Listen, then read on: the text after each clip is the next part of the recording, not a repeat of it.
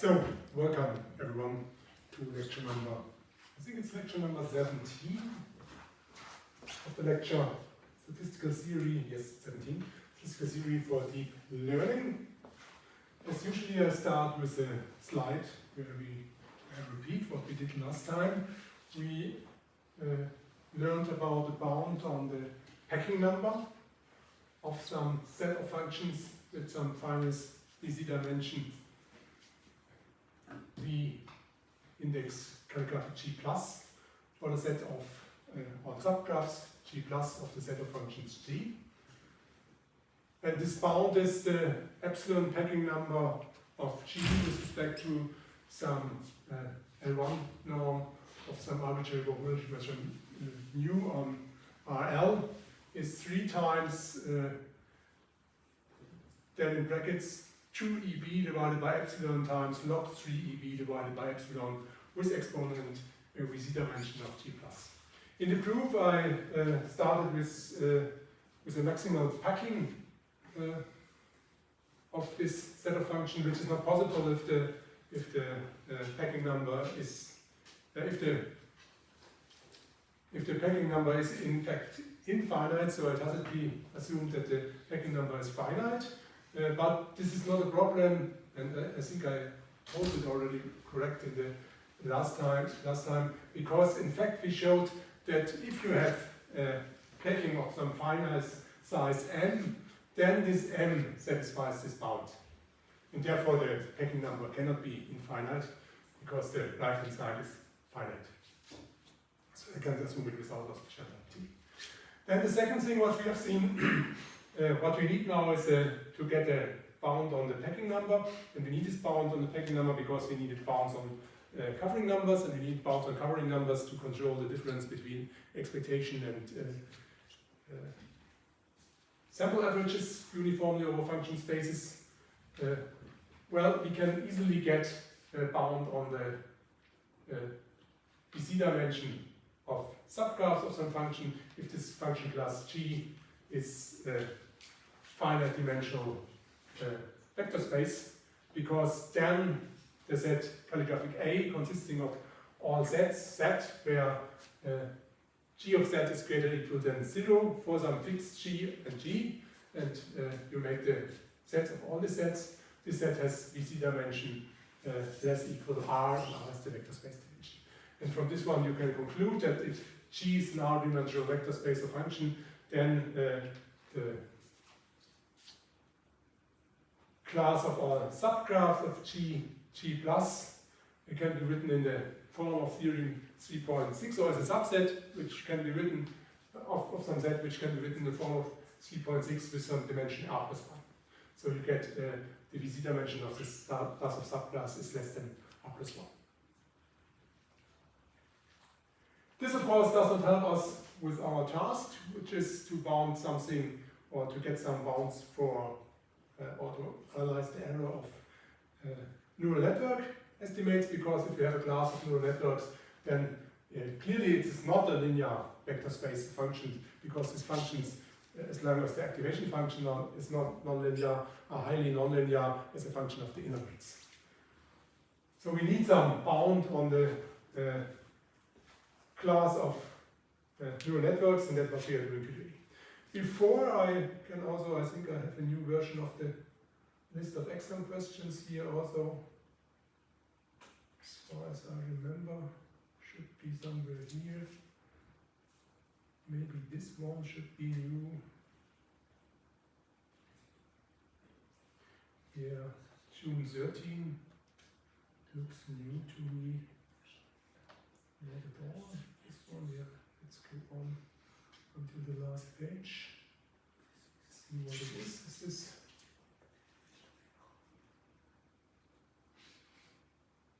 Yeah, we also had. Did I explain 19 already? These two bounds? Maybe I explained them already. And then we start with this 19 were some bounds for the shadow coefficients, which we had. And then 20 is just this theory we had about the R-dimensional vector space a function.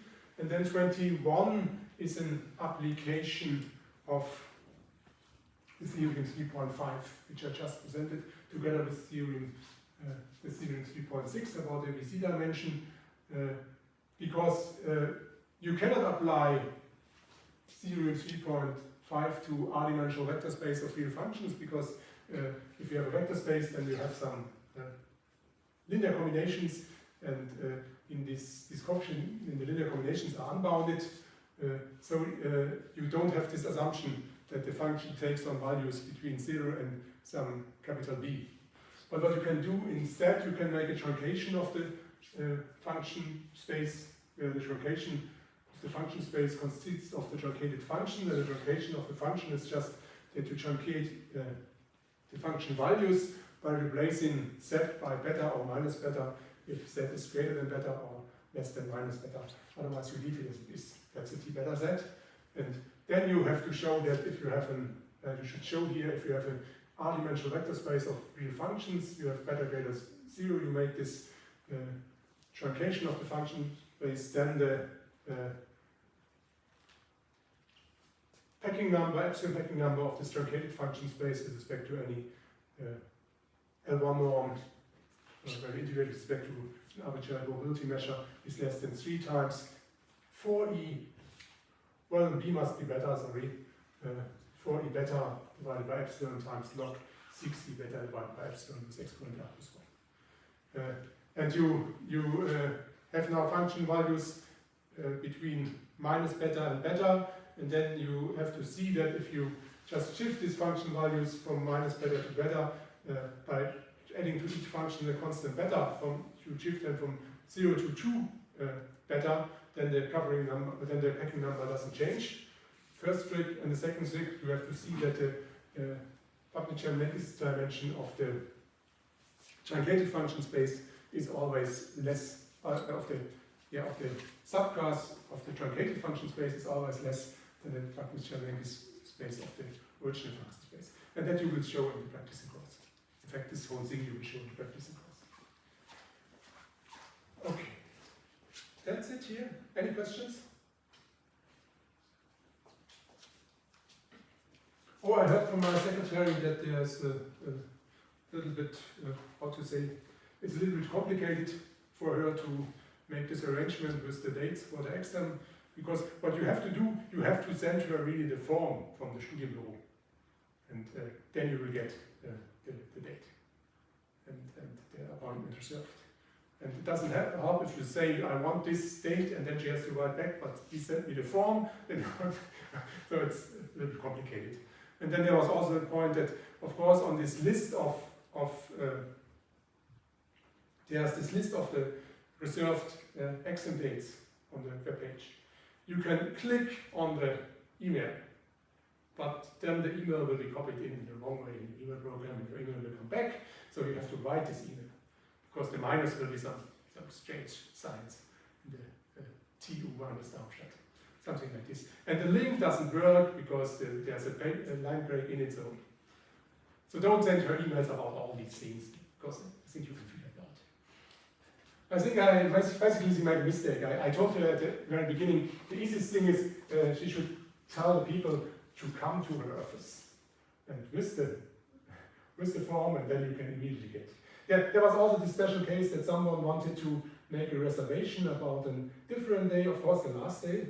Everyone wants to have, or more people want to have the last day, but then you cannot make a reservation for the day before you make send the form. Then you have, because in the meantime we can reserve for you a day, yeah? We have already made a reservation. You can make now a change of the reservation, but then you block this date, yeah? And for how long? And in fact, it happens that someone wanted to have this last day, I think it's in October, yeah? And someone else was faster. Okay. So basically, it's this digitalization is not so obvious a good idea. Okay, what we need now is we need a bound on the VC dimension of sets of deep neural networks, and that's my next section about 3.4. VC dimension of sets of deep neural networks.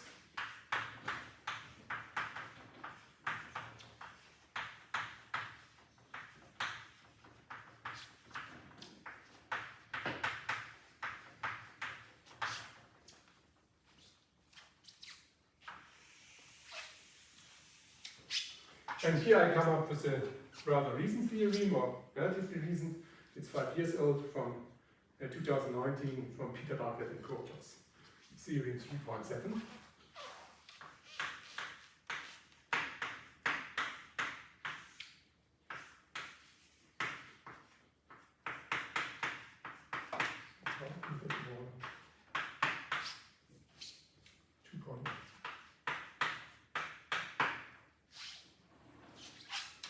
We consider again a neural network with real activation function.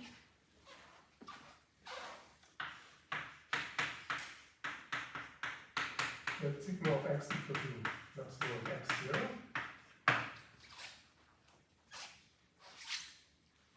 Then we consider a set of neural networks of some fixed topology. Fixed topology, I mean the knots are fixed.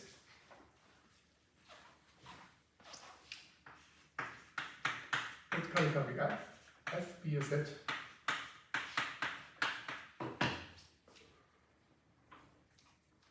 of neural network.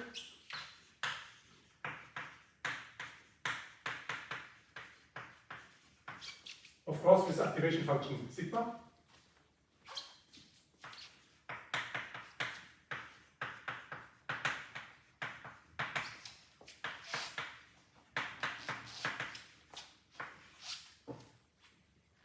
Of some fixed topology.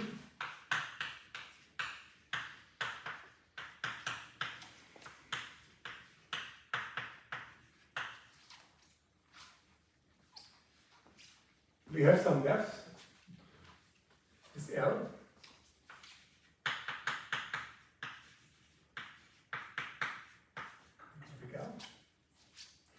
And we have some number of weights. So not all knots have to be connected in all possible ways with all other knots. And this number of weights is capital W. And it could be at least 2.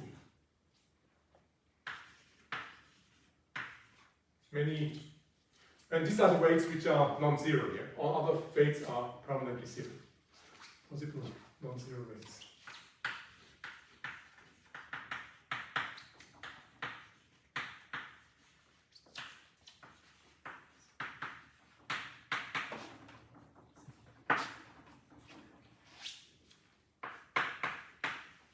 And then the theorem says that you can give a bound on the VC dimension of this set of neural network.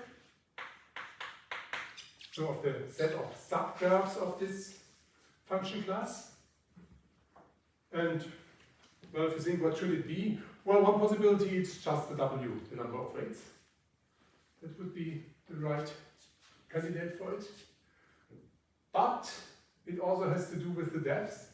So in fact, it's not only the weights, it's also the weights times the depth. And then we have some positive constant, weights, number of weights times depth. And then we get some additional log factor, which could be log W times L, but in fact we will assume with all of generality that W is greater or equal than L. So because otherwise you have some layer where from one layer to the next you have no connection, and the whole function class is constant. So this makes no sense. So here it's only W. For some C1 greater 0,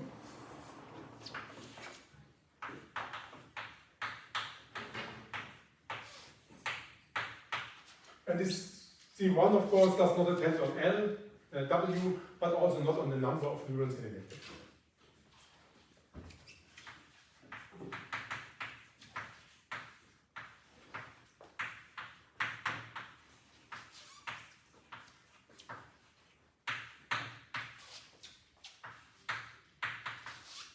Number of nodes in it.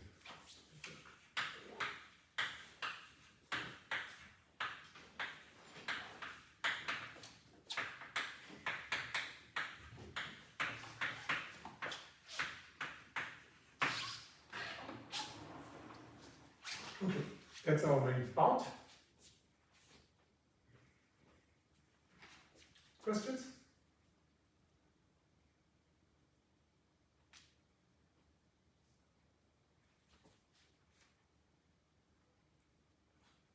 Okay, then we started the theorem, and now we formulated the theorem, now we have to prove it. And in the lecture notes I've started with 2 lemmas and then give the proof. But instead here I will just start the proof so that you see the ideas, and in the middle of the proof I will formulate the lemmas. So then it's more clear what this whole thing is about. Proof. But which means it's a little bit strange because in the middle, or in the first part of the proof I will formulate 2 lemmas. But it somehow makes sense.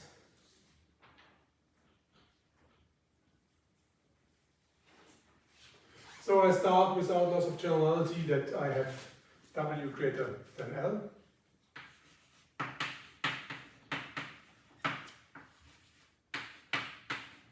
Because otherwise you have some layer which has no connection to the next layer. And then the function space is constant. So all the theorem is now, okay, what have I to show? I have to show that if the class of subclass shatters some points, then this number of points is less than this number. Yeah. So or maybe some notation.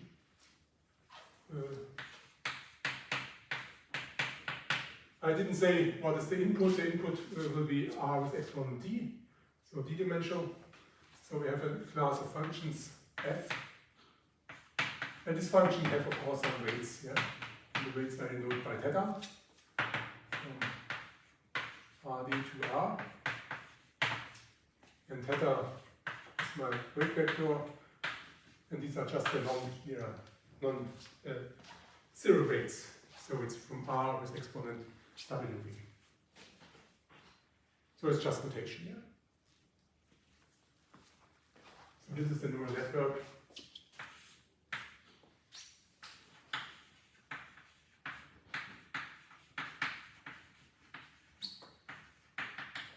With D-dimensional inputs.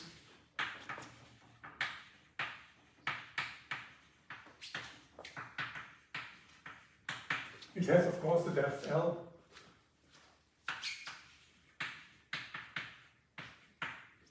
And weights theta.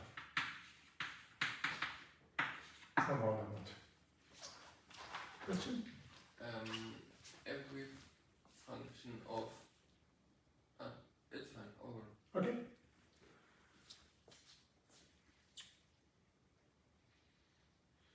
So now I start directly with the definition. So I take m points which are shattered.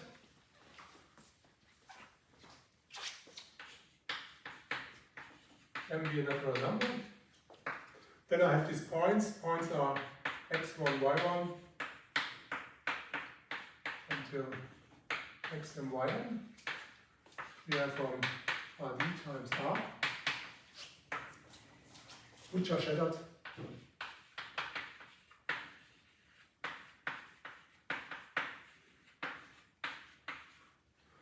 By the set of our graphs. And the set of our graphs is a class of functions of class of sets. And the sets are from subsets of Rd times R, where y is less equal f of x.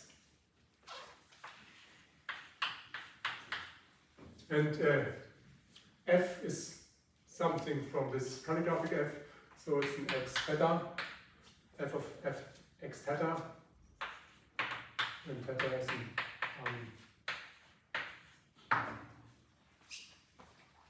and then clearly it's obvious to show that we have this m is less equal than this point.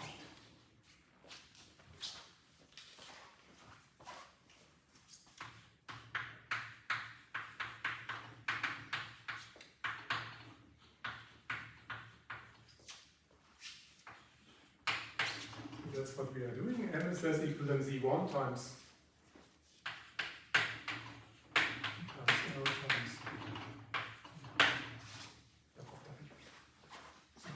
W times L times logarithm of W.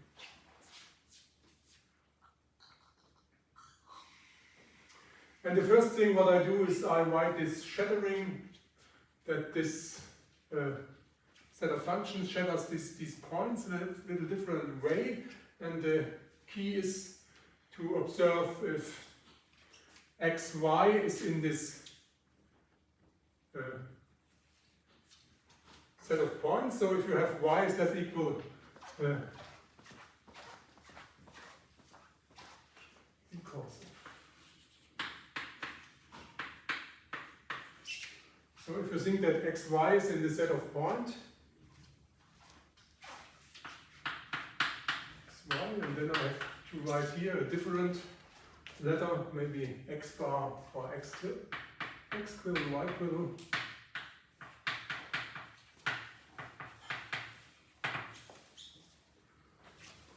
Y quibble is not equal to f of x quibble theta. If we have this, that's obviously the same that f of x quibble theta minus y is greater or equal than 0.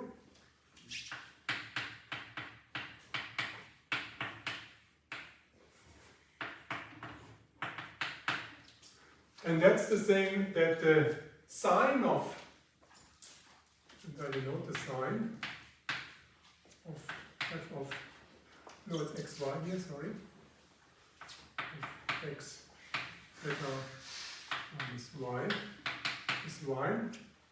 If I ignore the sine of 0, so if I say the sine of z is 1, z is greater or equal to 1, and 0, and z is less than 1.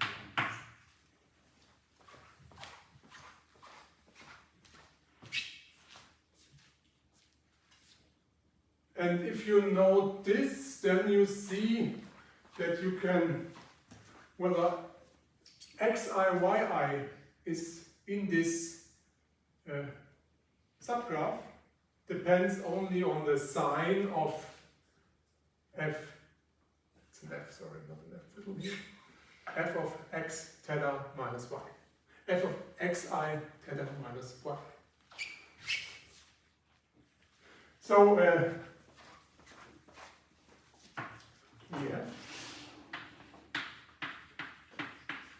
if you look at the number of options, or if you look at this, I look now at the vector of all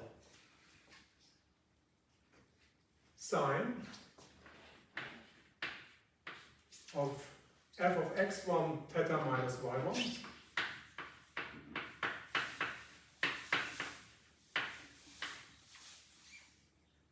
until sine of f of xn minus y1. And I let run theta through through all possible weight vectors. Any idea how large this is? How many such vectors do exist? M tuples. They look at the signs. 2 to the power n. 2 to the power n, because if xi, yi is in here, or if x1, y1 is in the subgraph, then this is 1. If it's not in, then it's 0. So as you see for each of these xi, yi, you see whether it's in or not in. But through the fact that these m points are shattered by subgraph, you can find any combinations of 1 and 0. Yeah? So it's 2 to the power n.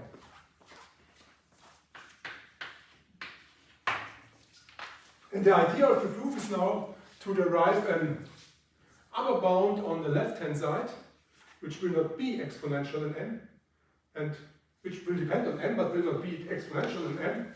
And then you have an exponential function is equal to something which is not, is less equal than something which is not exponential, which gives you an upper bound on this. Questions, please? Why does f of x comma y minus v comma x comma theta minus y.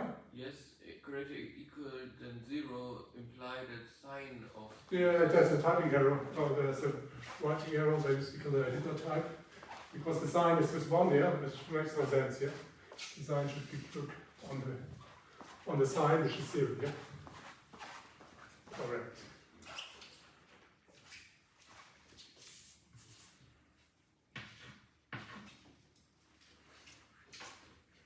Again, the question could be, did you wait for the right moment to ask this question, yeah? Maybe it was a little bit too early, yeah? I was already told that. I was much too early.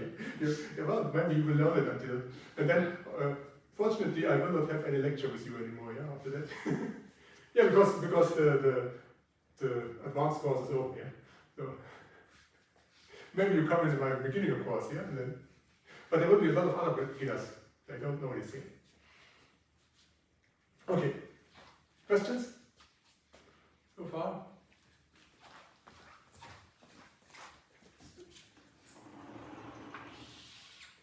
So you know, not all jokes in life are good, yeah? Sometimes you make some jokes and then you realize, okay, should not have told this joke.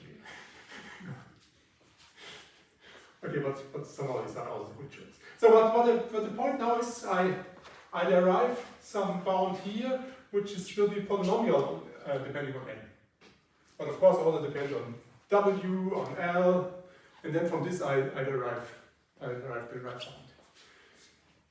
bound. How to do this? Well, how does this look like, these functions? If you have a real network, and the funny thing is, yeah, we have something else here. We don't consider the real network as a function of its input. Instead, we fix the input and consider it as a function of the weight. But it doesn't matter if you think about the real, what do? You make some linear combination, and then you apply some maximum of x and 0. Linear combination again, maximum of x 0, linear combination of again, of maximum of x 0. So you see what you get is some piecewise polynomial. Of course, if you consider it as a function of x, then you have x only once. So it's a piecewise polynomial of degree 1. But if you have, if you fix x and consider it as a function of the weights, then you multiply these weights in together. So you see it's a piecewise polynomial. Any idea what the degree is?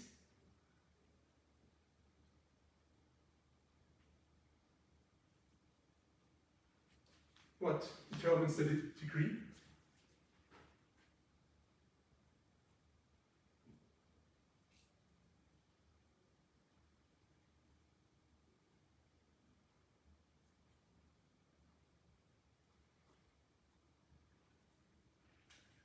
Well, there are only two possible candidates for it here. Either the number of weights or the depth. Is it the number of weights or is it the depth? I would say the depth. The depth, so the degree is L? Yes. Or plus 1 maybe. L plus 1. It's L plus 1, yeah. Because you have, you start with degree 1 and then you have, do we have L plus 1? Then you have L layers, and after each layer you increase the degree by 1, yeah? So you have L plus 1. That's correct. So what we do in this sequel, I will construct a partition.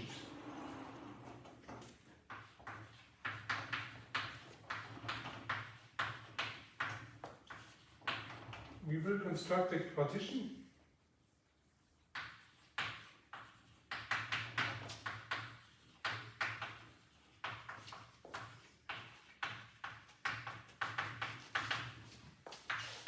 Calligraphy P L plus 1 of R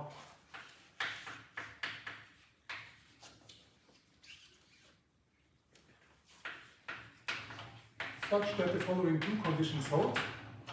The first condition is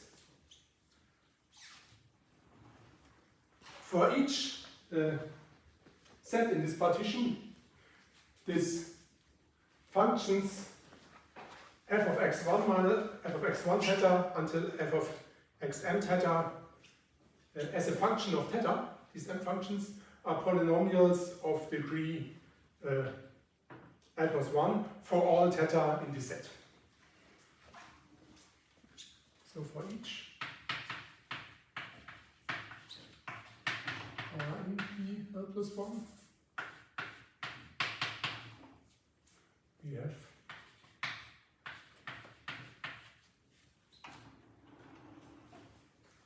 get f of x1 theta until f of xn theta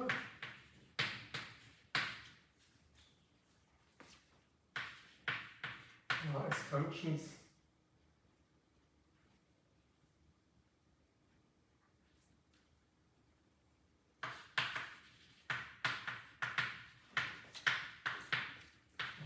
theta in A, which is a subset of W, a polynomial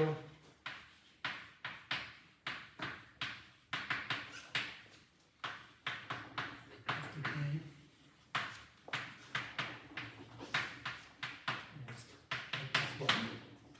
first condition and second condition, I'm not concerned about the geometry of the sets in there, but I'm concerned about the number of sets in this partition. And this number of sets will be less than 2 to the power L times 2EML with exponent W times L.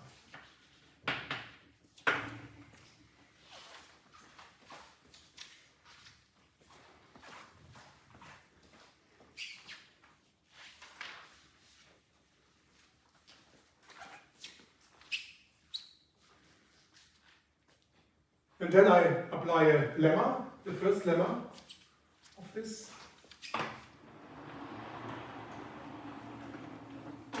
Using. That's the first lemma which I formulated within the proof. It's the lemma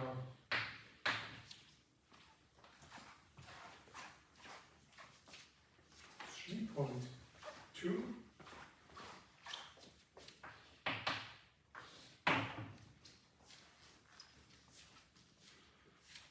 Suppose W less n with n.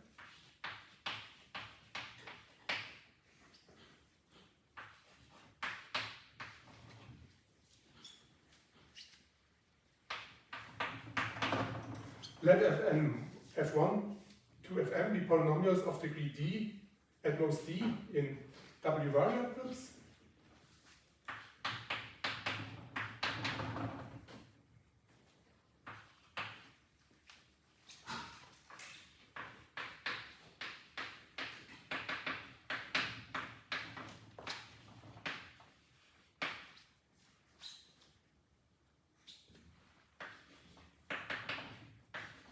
W variables.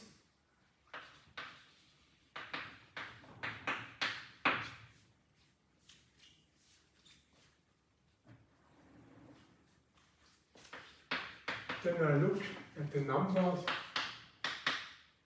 k, which is the sign, the number of vectors of the form sign of F1 of A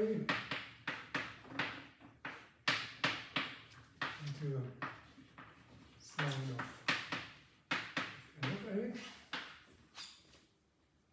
these guys, and A runs in RV.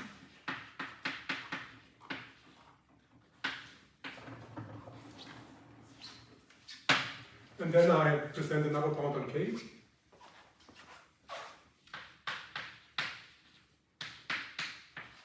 K is less equal to 2 times 2EMD divided by W is exponent W. So in the special case that my functions here are polynomials, I can give an upper bound on these guys. now I know these guys are polynomials, then of course if I subtract minus y1 until ym, that's just a constant. It's not, because my parameters are the weights, yeah? Not the y1 to ym. They are polynomials of the same degree, yeah? So you can get this part here.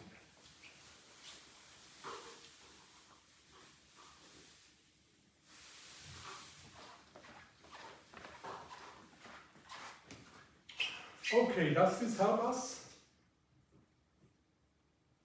Well, you will see in a moment. So using this lemma, we get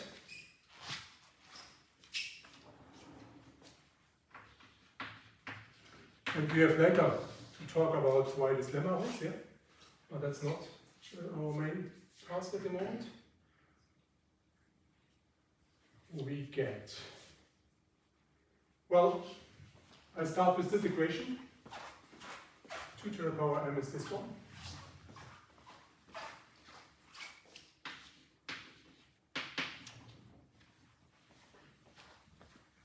And then I make an upper bound by just letting theta run through each set in my partition separately and summing up the number of vectors which I get.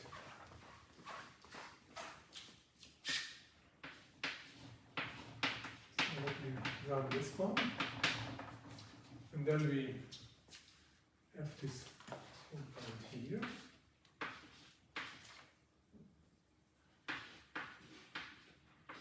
Sine of f1 of x theta.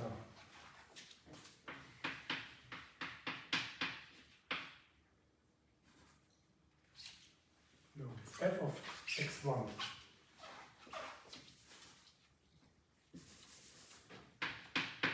theta minus y1. That's my first sign. Until the sign of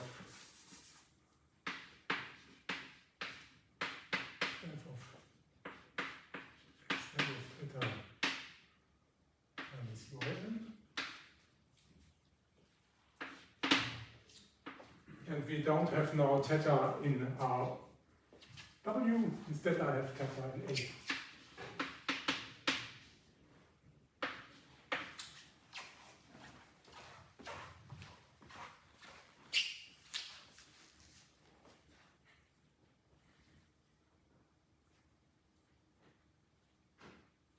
So we have an equality. If I forget about this sum and write here r with exponent w, and then I make it larger by just counting these vectors for each of the sets separately, but then maybe counting the same vector several times. Okay?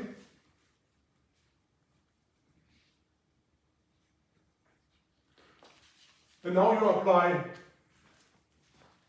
this lemma, because we have this m functions. You have m different functions because it's basically the same.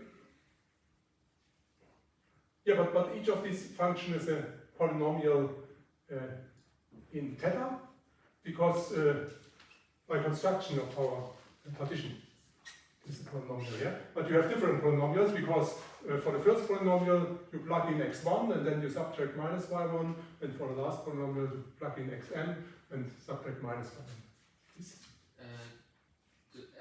The f of x1 theta will be just replaced in our polynomial by of x meaning or something, and we only look at inputs depending on theta. We consider the whole neural network as a function of its weights. Yes, but it shouldn't be a polynomial, right? Because we have maximum of x and 0 as an activation function. Well, we have to show this here. And here it's a polynomial. Yeah? I claim I can show this. And I will later on show this, of course. Okay? So later on we have to show this. Is this not clear, yeah? That's a polynomial. But it will be a polynomial if I make this partition. Of course, you can make this partition such that What about if you make it just infinite partition consisting of a single weight vector? Yeah? It's not a problem. Then you will have it, because the maximum of x and 0 will be either to 0 or it will be the number itself. Yeah? That is correct. But the other point is I can do this without getting too much weights. Yeah? So that's the main part of the proof. Yeah? Okay, so we are here. Now we plug in our lemma 3.2. And you see the upper bound which I plug in there does not depend on my set, so I can I make two steps at once. We can say the number of sets we have times, and then now these signs, what did I claim? It was order 1. I claim it's a polynomial of degrees at most L plus 1. So the d should be L plus 1, and the degree of course doesn't change if I subtract minus y1. So the degree is at most L plus 1, and otherwise the m is the m, yeah? And the w is the w, yeah? Because we have some polynomials, yeah, and then I use these polynomials, but just don't plug in only set weights vectors from A, but all of them, yeah? Which is fine. So w is w. So basically we can use this bound, which we have, with d equal to L plus 1. And it doesn't depend on my set, so we have this one.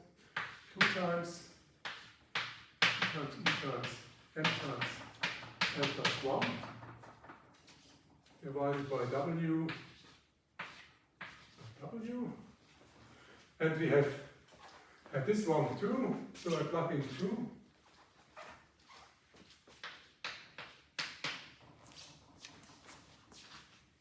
So we have 2 to the power L times e times L with exponent v times L times 2 times e times m times L plus 1 divided by v w and w. And then I write it in a special form. I write it in a special form because in order to be able to apply my next lemma.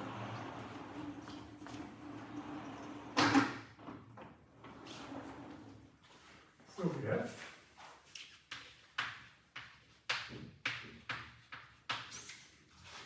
start again. We have 2 to the power n.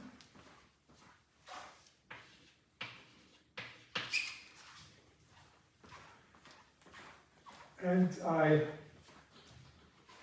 write in the denominator here w times L plus 1. And then I write here an L plus 1 squared. Then I write here in the denominator a w times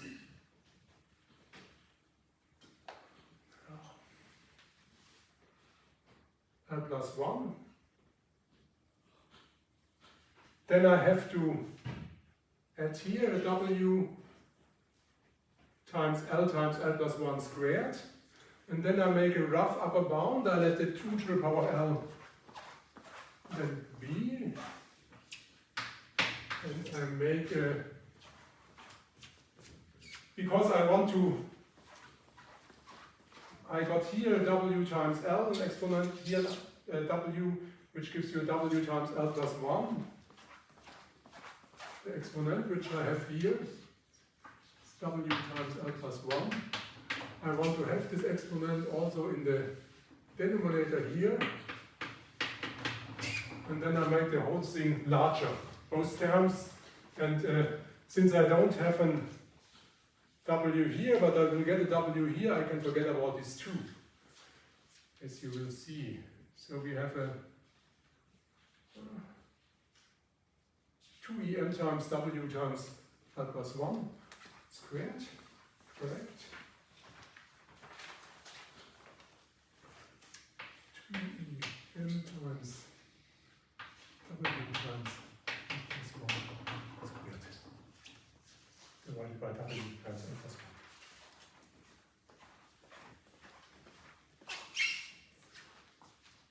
So you immediately see that this term here is less equal than 2em times w times n plus 1 squared divided by w times n plus 1. Yeah? This you see immediately.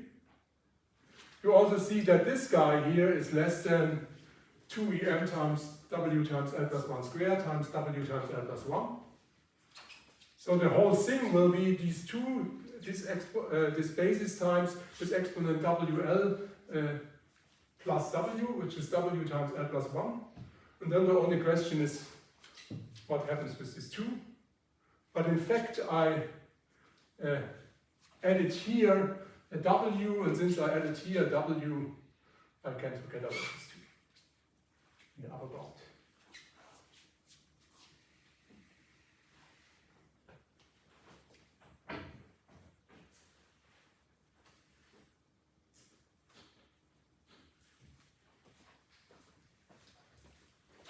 Okay, questions so far?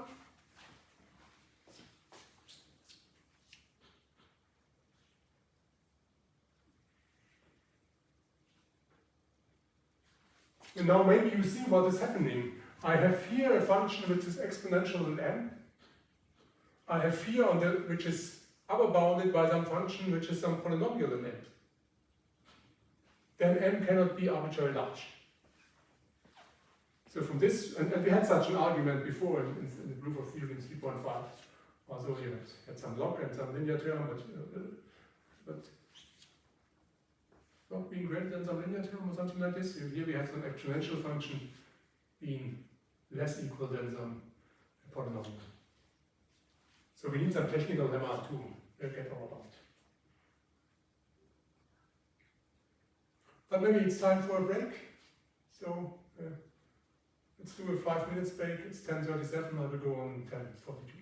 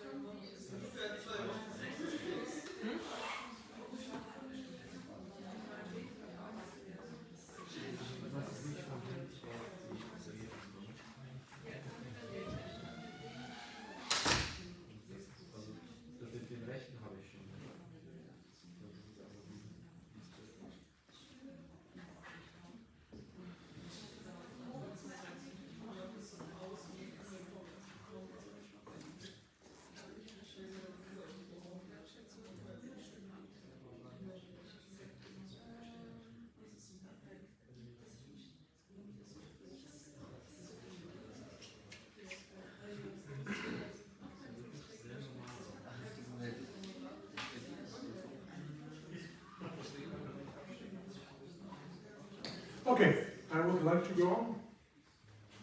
So we have this bound.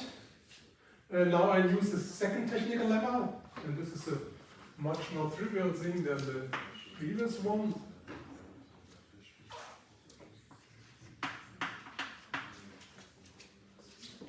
We have lemma 3.3.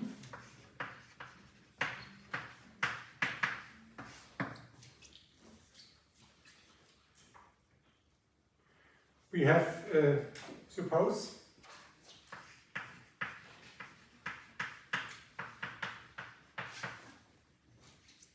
that 2 to the power n is less equals to some 2 to the power l times m multiplied with r divided by some small w with some exponent w for some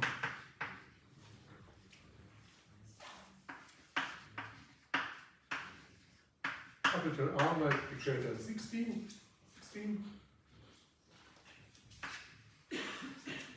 and m must be greater or equal than w, must be greater or equal than L, must be greater or equal than 0.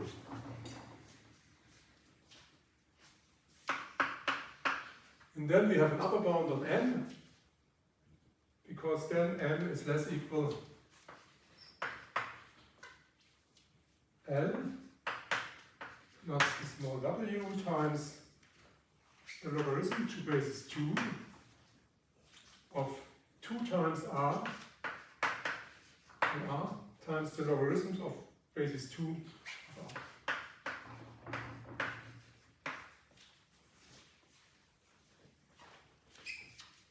So we have this guy.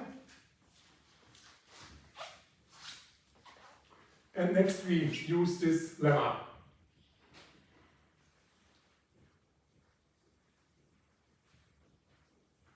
And then you have to think about what is m. Well, of course, m is m, L is L, yeah? But what is w, what is r?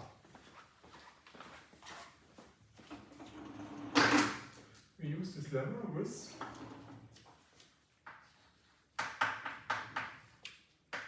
m equal to n. Of course, capital L will be equal to capital L.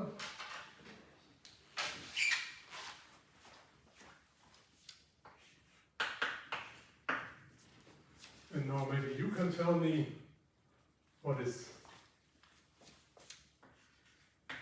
small w and what is capital R.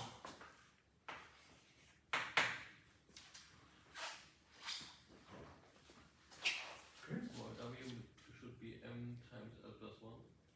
Small w There is w times L plus 1. w times L plus 1, so it's the exponent here, yeah? And you see we have this exponent, and that was the reason why I wrote this here. So it's w times L plus 1. And then capital R must be the rest. Yeah? So what is the rest?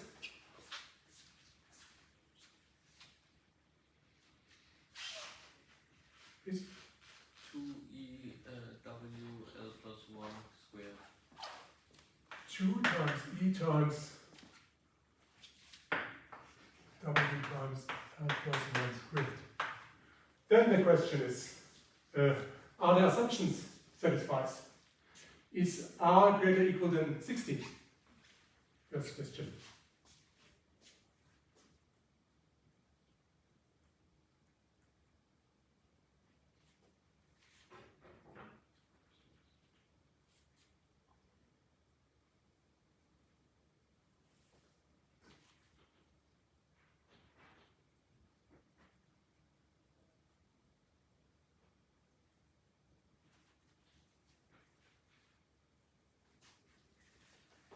So is this at least 16?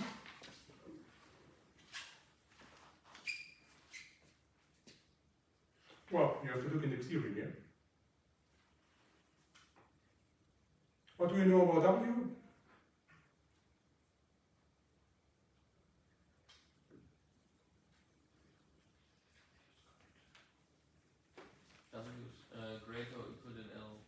No. Oh, well, okay, without loss of generality, but we have another bound here, yeah? W is get equal to 2. So this is at least 2, this is 2 makes 4, L plus 1 is at least 2, clearly. So the L plus 1 square is at least 4. So we have 4 times 4, 16, and an E addition here, so that's fine.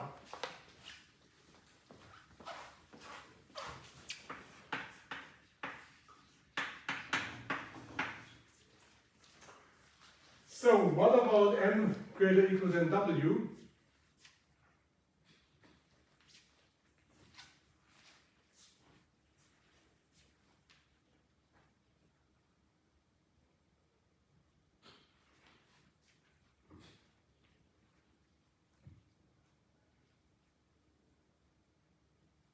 Well, that's obviously not satisfied here. But if you think what we have to show that m is less equal than some constants times w times L. So if m is less equal than w, then m is less equal than w times L plus 1. And then the assertion is trivial here. So basically, I think I started with the wrong thing. Oh, well, we need this later on too, but I could also assume something else. So we have an m greater equal to w without loss of generality. You can assume this because otherwise the assertion is trivial. And now if you think about w greater or equal than L, well, that's obvious here, because w is w, small w is capital W times L plus 1. So at least 2 times L plus 1, that's greater or equal than L. So we get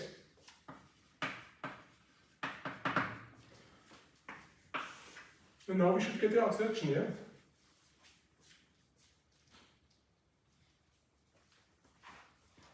So m is less equal L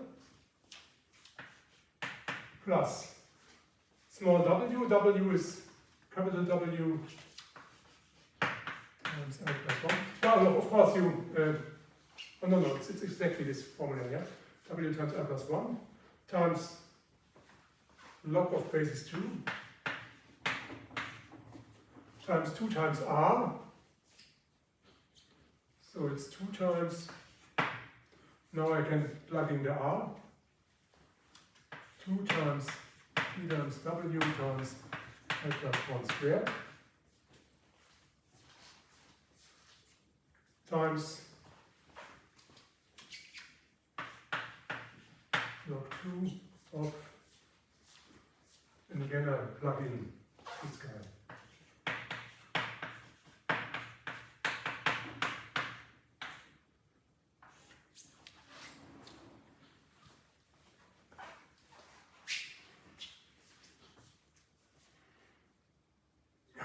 And now you look at it sharp. Does it give the right bound? So what do we want to have is constants times W times L times log of W.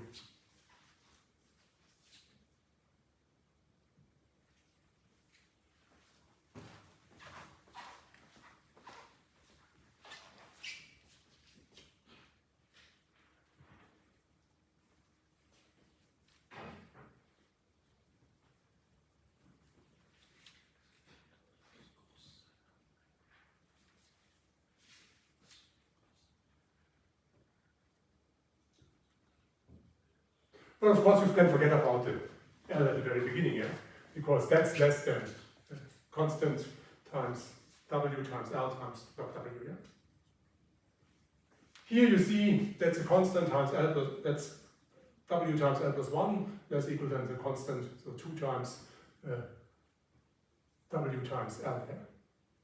So the only point is, can we bound this whole thing by some log of W?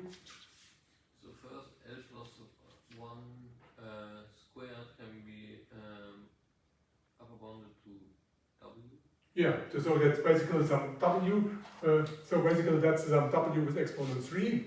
And then you see that that's a log of some constant. Or you can also make these rules for logarithm, say that's a log of a constant here, then it's log of a w, then this is the log of a L, but the log of a L is less than log of w, so the whole thing can be bounded by log of w, and then you have a log of a log, which is also less than log of w. So you see that's less equal than, easy to see. C1 times W times L times W. Since we have used that this L is less equal to W, so that's it.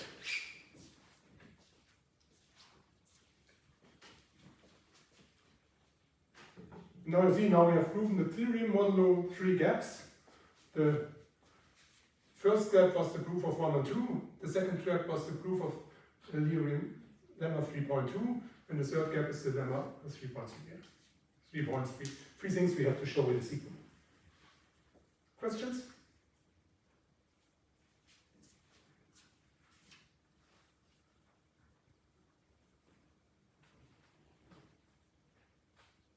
But I think it's a nice way to bound the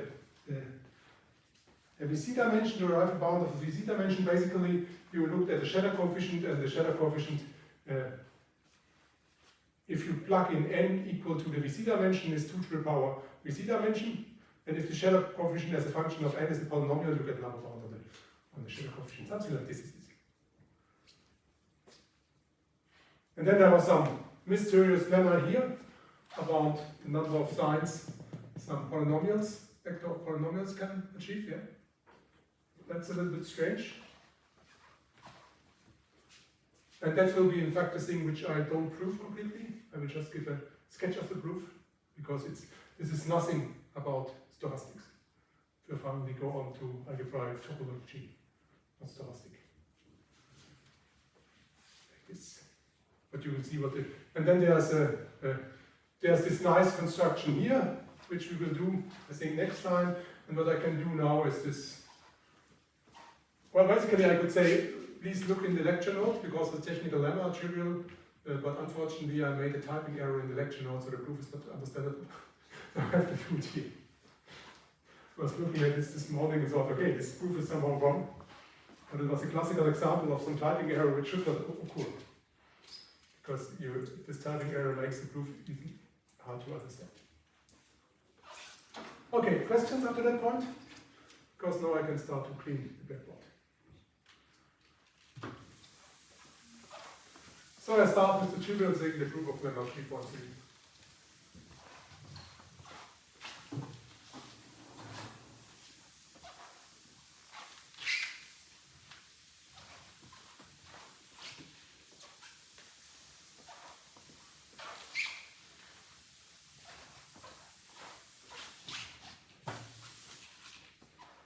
Because for the first 2 points I need a little bit longer, so it's better if we do it in the next lecture.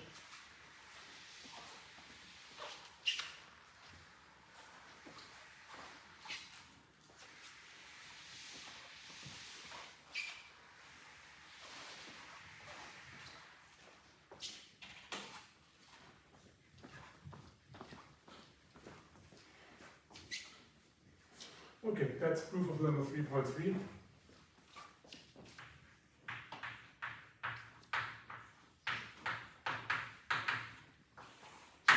That's basically the first year analysis here, which you can do.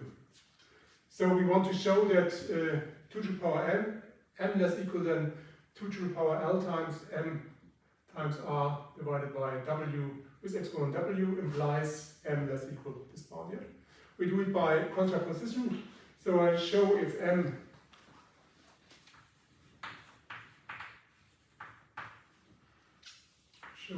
is greater than this L plus W times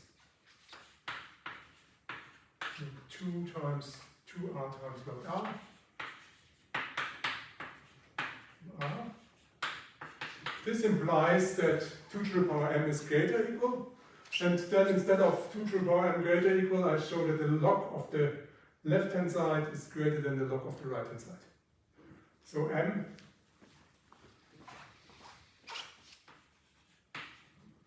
is greater than the logarithm of this guy, the logarithm of basis 2, yeah? That's the logarithm of basis 2, that's L.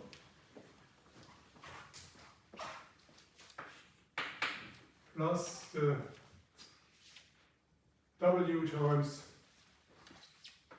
the logarithm of basis 2 of m r divided by W.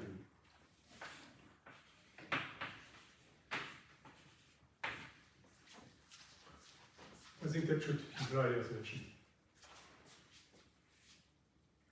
Of course, you should not tell me now if I made some error in this line, but maybe you can quickly check it if I made some error.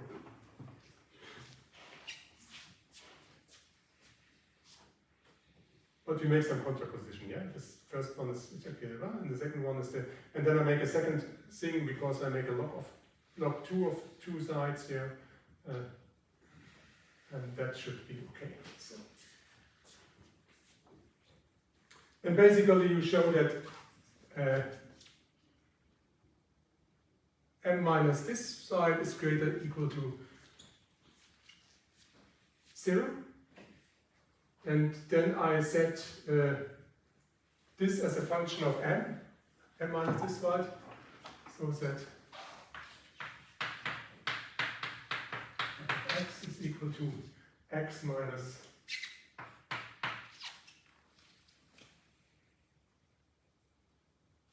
L minus W times log 2 x times r divided by W. And then we show that this function satisfies that at the point L plus W and so on here, it's greater than 0. And I show that the derivative for all x greater than this point is greater than 0. Then it will be always greater than 0, and then I'm done.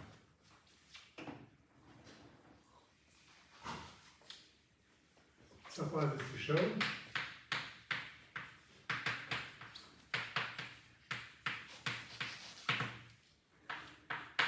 First one is star. So we have to show that f of this guy L plus W times log 2 times 2r times log 2r is greater than 0. And we have to show, or in addition we show that we don't have to, it suffices that f prime of x is greater 0, so it's showing if x is greater than this guy. L plus 2 times log 2r times log 2r.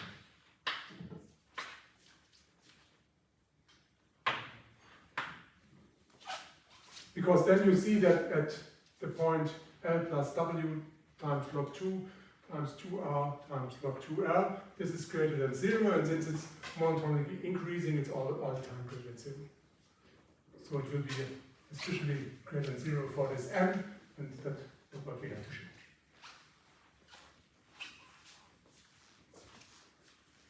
And now you can imagine the whole thing is trivial, right?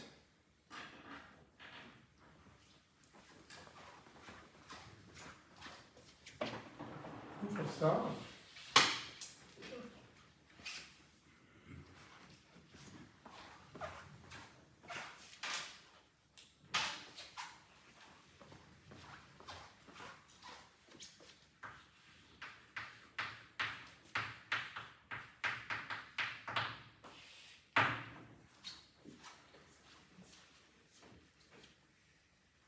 Well, star is the same as if I just plug in the star, then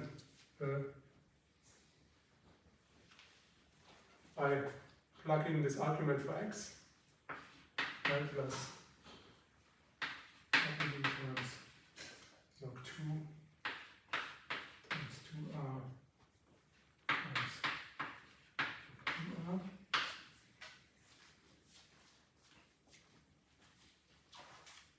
minus L minus W times log 2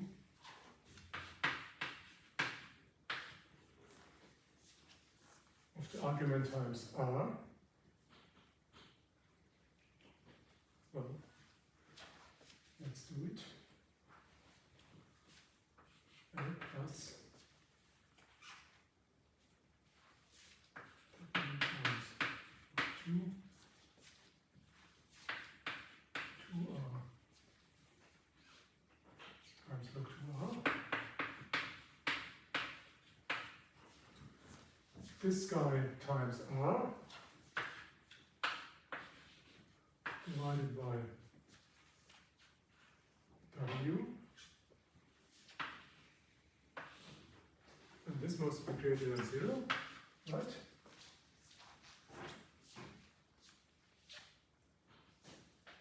So you see that this cancels, and then I can also cancel this W because this W is greater than 0. So you see that this one logarithm should be greater than the other logarithm, but the log 2 is monotone, so basically the 2r, log 2r should be greater than this guy here, right? Oh, this looks so wrong.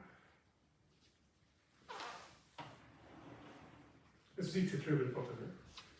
Just to, we plus minus disappeared, and I can divide by W. Then I have this one logarithm is greater than other logarithm, so the first argument 2r times log 2r must be greater than the second argument. The second argument is L divided by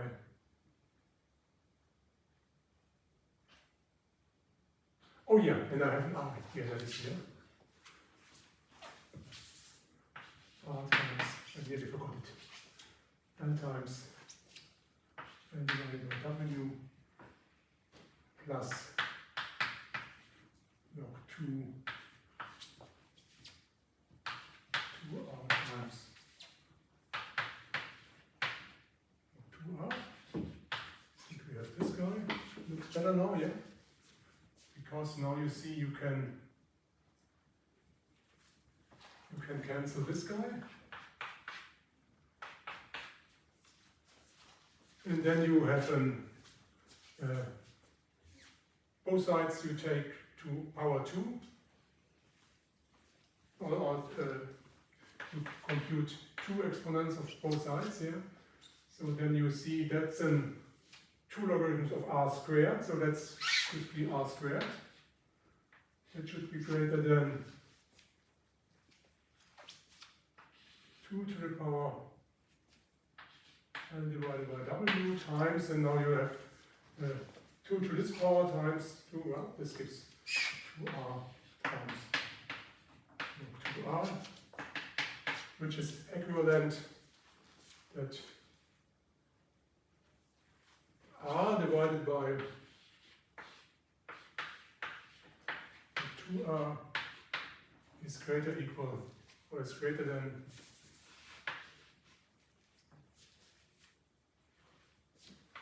2 to the power of this exponent W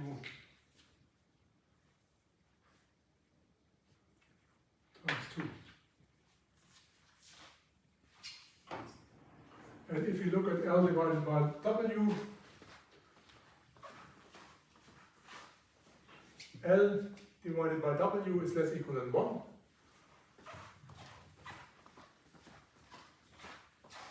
So that's less equal 4. And we have R is at least 16.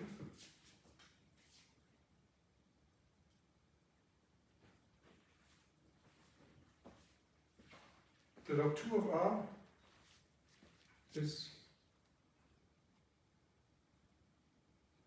4.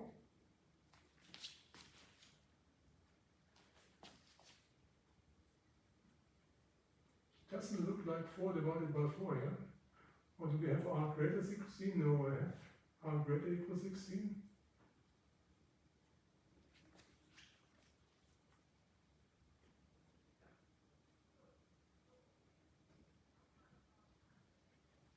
So maybe I show instead of this guy,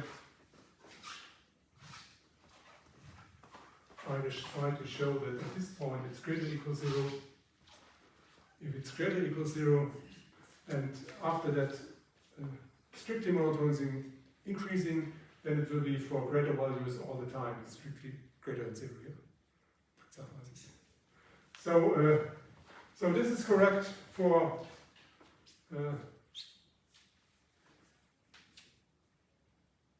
r equal to 16. And now if you compare r and 4 times log 2r, then you see that r is increasing faster than 4 times log 2r. Because you can compute the derivatives and compare the derivatives. So this holds since r greater than equal to 16. And then I with here all the time greater equal, greater equal, greater equal, greater equal. And maybe I have it wrong in my lecture notes. Should make it more clear. No, I have a greater equal. Okay. Just put it wrong here. Okay, first part, questions?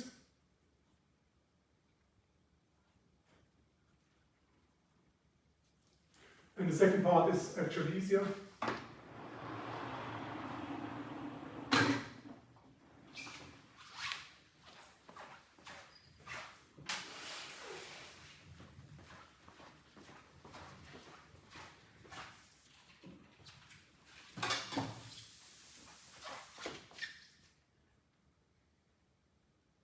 That was a mistake. Because I wanted to prove this guy. Okay, these are the kind of mistakes you are doing sometimes. Because that was what I wanted to prove next.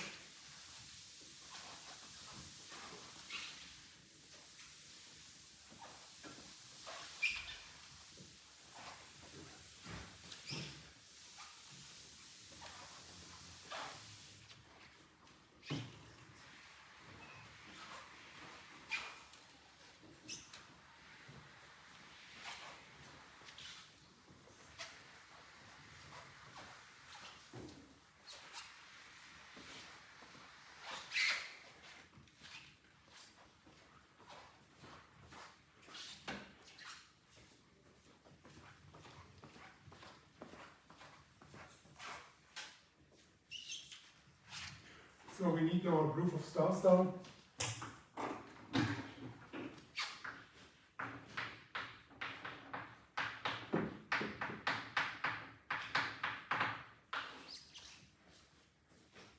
Well, you have to compute the derivative, yeah?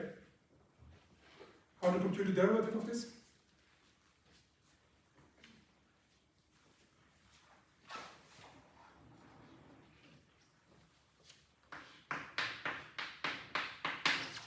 So if prime of x is equal to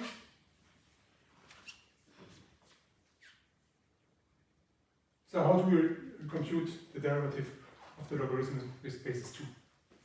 That's a great question. 1 divided by the inner part. 1 divided by, well, that's true if you have the basis e, but we have the basis 2. So you have to remember what is the connection between the natural logarithms and the logarithm of basis 2. And we can rewrite the log 2 into a log ln and Yes. then do it. So Yeah, how do we write it? log 2 of x is the same as ln of x divided by ln of 2. Correctly. So what we basically need is we need to compute the derivative of x minus l minus minus W times 1 divided by ln of 2 times ln of x times r divided by W.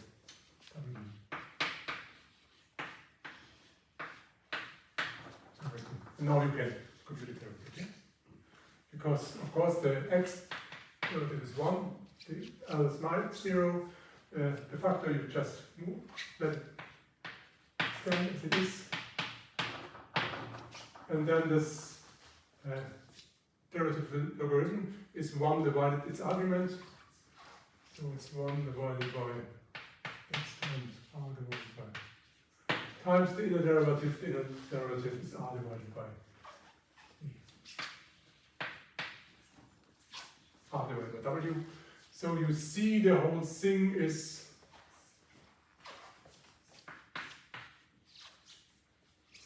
one minus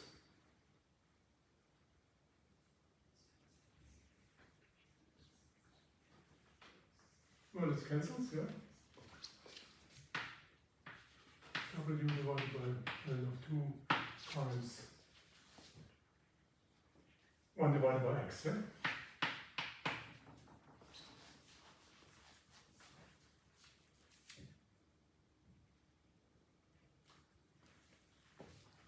So you have to show that this guy is less equal than 1, less than 1.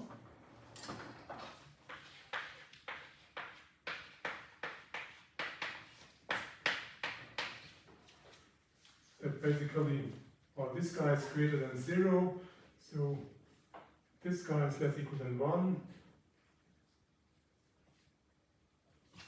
Can't use it without writing it. What do I see it? It's greater than 0. X is greater than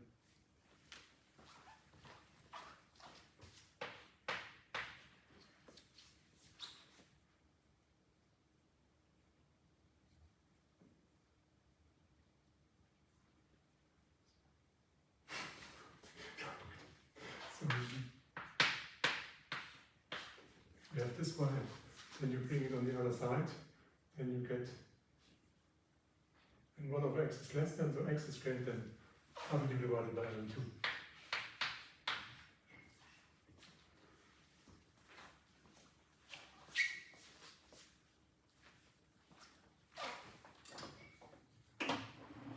Is this satisfied? X greater than w divided by ln 2?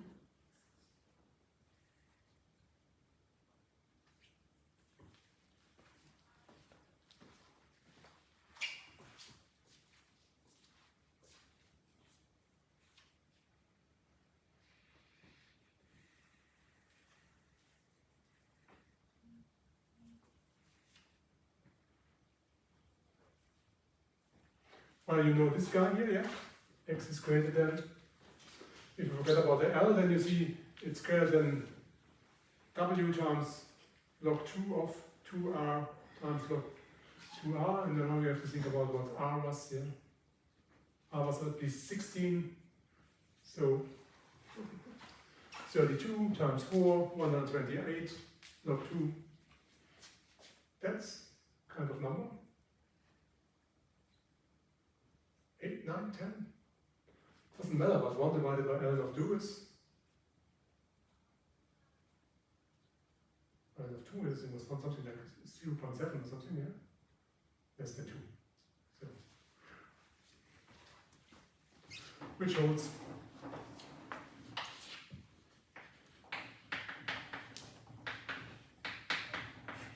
So it's a trivial bound here. From this follows from x greater than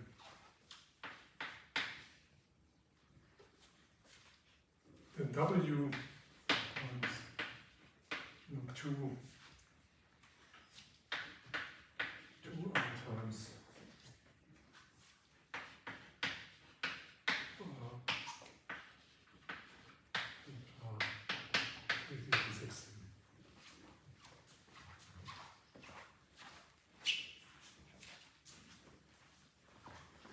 and that proves level 3.6.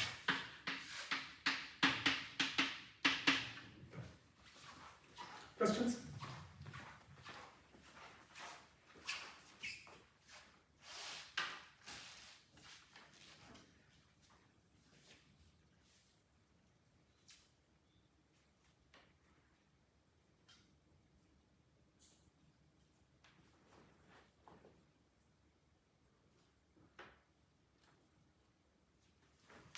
Then maybe comment on lemma 3.2.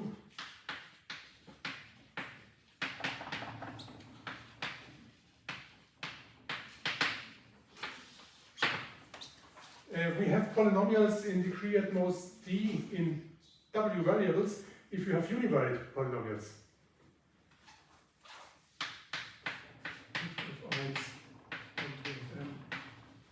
Univariate polynomials.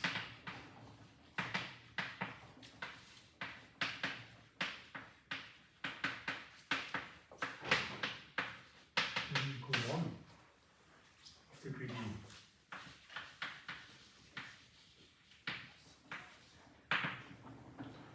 Well, we look at this number of vector signs f1 of a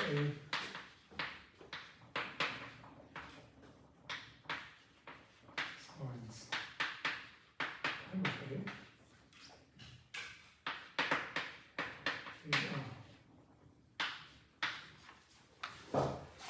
And now you let a vary from minus infinity to infinity. As a counter, you move it along the real axis. And you look how often does the sign change, or how often does this vector change. This vector change only if one of the polynomials changes the signs. So you have a 0 point. So you can say this is less than the number of 0 points.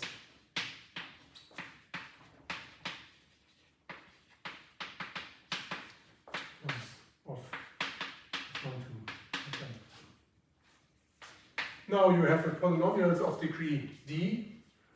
A single polynomial has d plus 1, 0 points at most. You have m of m, so it's less than m times d plus 1. And if you look at f m times d plus 1, that's less than 2 times 2e m times d divided by w is exponent w, because w is 1, yeah? So that's okay, in the unified case.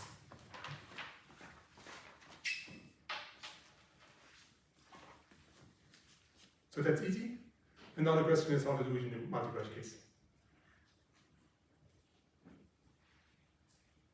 And I will think about it until the next lecture.